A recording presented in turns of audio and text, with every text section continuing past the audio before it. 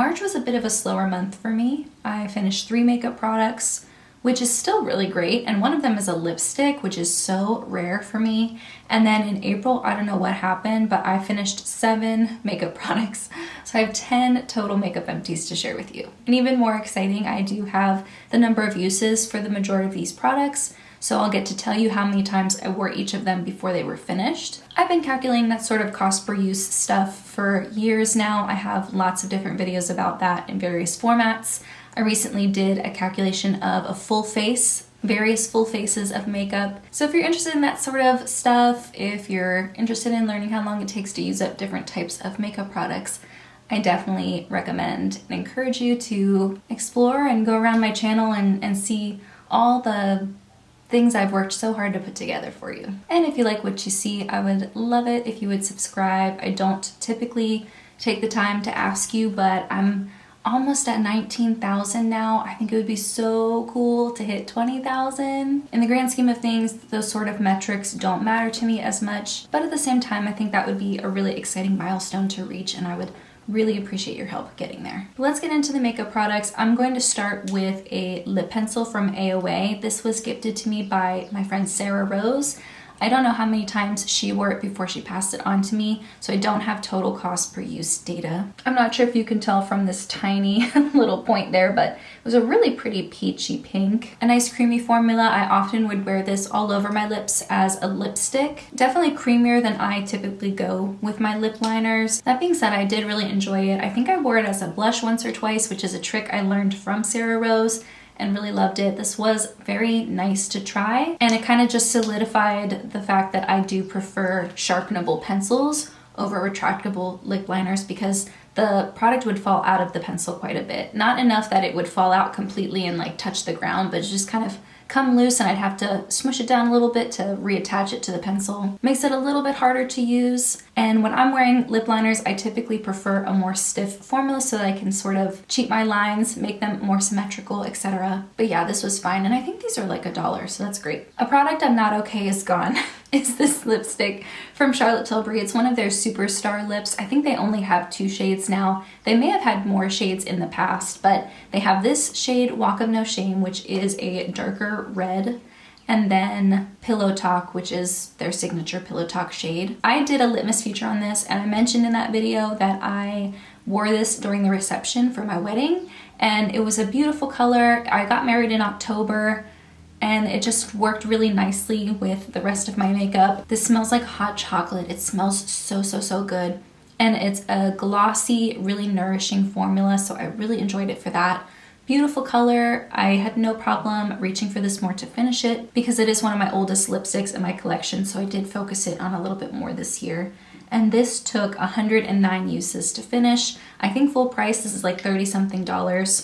If I were to get it again, I probably would get just the Pillow Talk shade just because that's a more everyday wearable shade for me. And moving forward, I'm trying to buy lip products that I could realistically finish. It's not like I'll do that all the time, but for the most part, if I'm bringing new lip products in, I want it to be done in a more sustainable way where I'm realistically able to finish my oldest lip products before I bring in a bunch of new ones.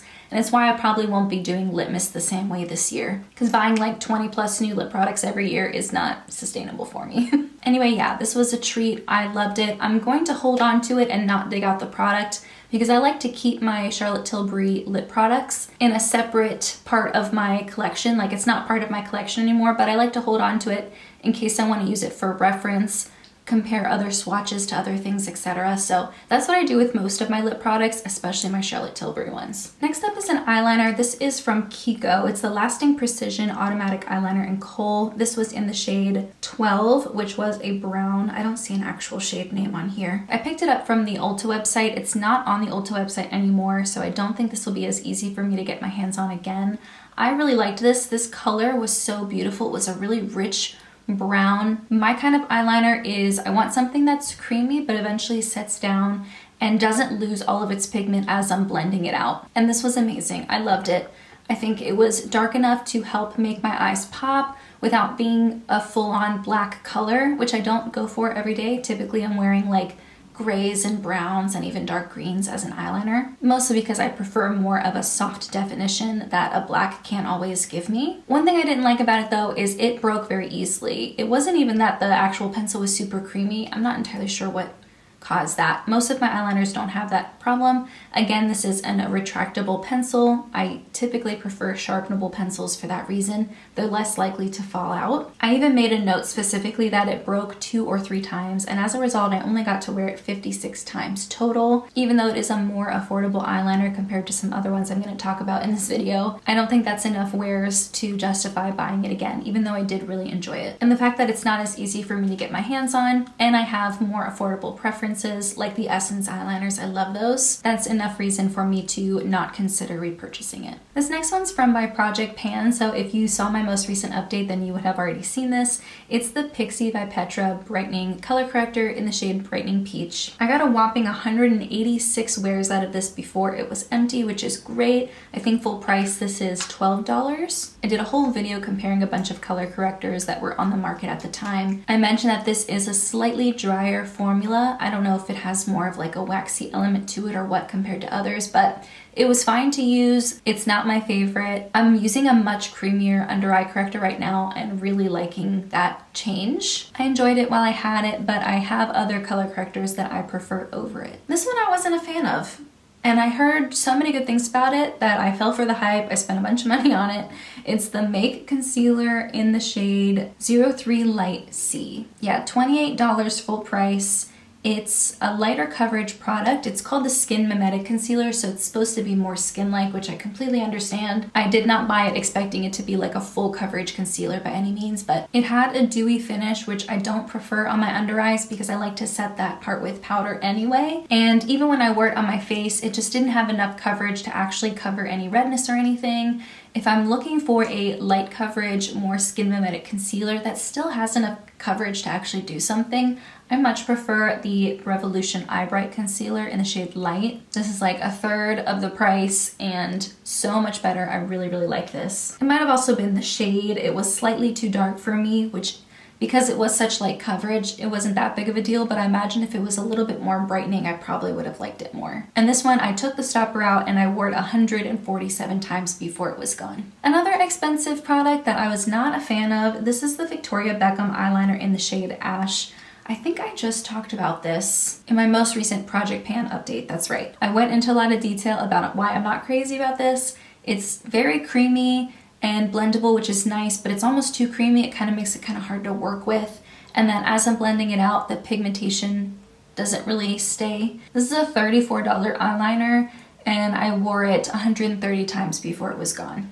For reference, the Essence eyeliner, which is also a very creamy formula that I actually prefer and is like $5 or $6, that one took 156 uses to finish. So I got more uses out of a more affordable eyeliner in a formula that I prefer. So that kind of makes it a no-brainer. Another Lawless Gloss Empty. I love this formula. With some of the other shades, they're clearer or they're just lighter in pigment. And so I'm not as worried about them moving around oddly on my lips and looking weird, and I can kind of glop them on, which I love to do. This one was much darker, and so I needed to just apply a little bit less than I normally do. I mentioned it before, I don't think you get as many wears out of these glosses than other glosses on the market, and with this being $26 full price, I don't really see it as being a great value for my money. Ooh, my mom's calling me. It's her birthday today, by the way. And I'm filming this in the morning so that I can go spend some quality time with her later on. I'm kind of excited for the gift I got her. Anyway, I don't remember where I left off, but I like the Lawless Gloss formula. I tried all the 3 sizes that they have, the mini, the regular, and then the jumbo size, and I found that the best value or the lowest cost per use is the full size, the one in the middle. So if I'm gonna get any more shades from this line, which they have so many colors, and some of them I do have my eye on, I would probably buy the full size and I would try to wait until I could get them on some sort of sale. I have a gloss here that was a really great value for my money. This is the Apu Honey and Milk Gloss. They say this is a lip oil, but it's definitely a very, very sticky, thick gloss, almost like a lip mask in gloss form. I did a litmus feature on this past December. This is $4 and I got 102 wears out of it before it was gone. And I did take out the stopper. Just a phenomenal value for my money. And it's such a nourishing, beautiful formula, super glossy, stays put, has really great lasting power. I would sometimes wear a thin layer of this overnight as like a lip repair mask. Just cannot speak more highly of this. It smells like honey.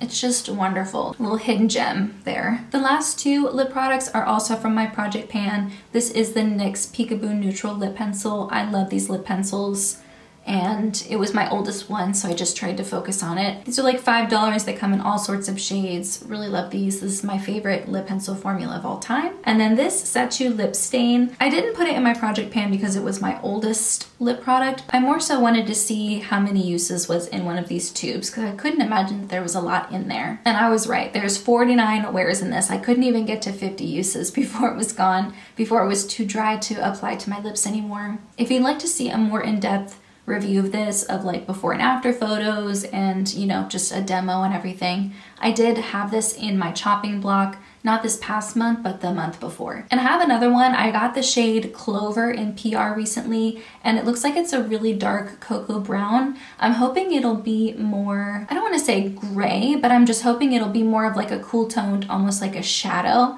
I'm hoping that ends up looking the way I want it to in my head. I'm gonna end the video with a couple quick math points here. I finished 10 makeup products, and the total value of all of them, the total retail value, is $170.50, which means the average price per product is $17.05. And that is everything. I'm gonna hurry up and go get ready so that I can go spend some time with my mom on her birthday. Again, I would so appreciate it if you would hit subscribe, but even if you just wanna give this video a thumbs up, or just the fact that you've watched it up until this point is so appreciated. But in the meantime, that's everything I have. Thank you so much for joining me, and I'll see you in my next video.